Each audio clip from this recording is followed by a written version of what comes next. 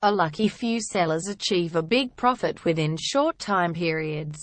But generally the longer you hold, the more chance you have of selling for a higher price than you paid. According to CoreLogic's March quarter pain and gain report, a typical house needs to be held for 5 years and a typical unit for 10 years to turn a profit. With the 10-year time frame in mind, we've gathered the figures for how each capital city property market has performed over the past 10 years. It may surprise some to learn that the powerhouse Sydney property market didn't lead the pack in terms of long-time price growth.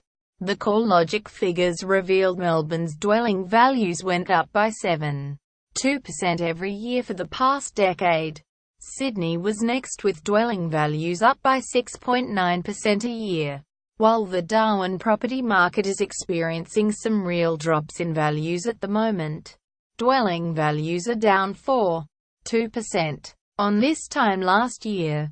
In the long term, values rose by 4.3% a year for the past 10 years. Canberra was up 3.9% a year for the past 10 years. Land costs CSCALAT. What does a $500 million home look like?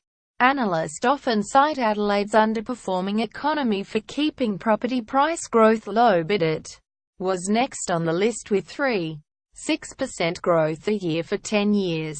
In Brisbane it was just 3.4% a year, Hobart 1.3% and Perth the worst at 1%.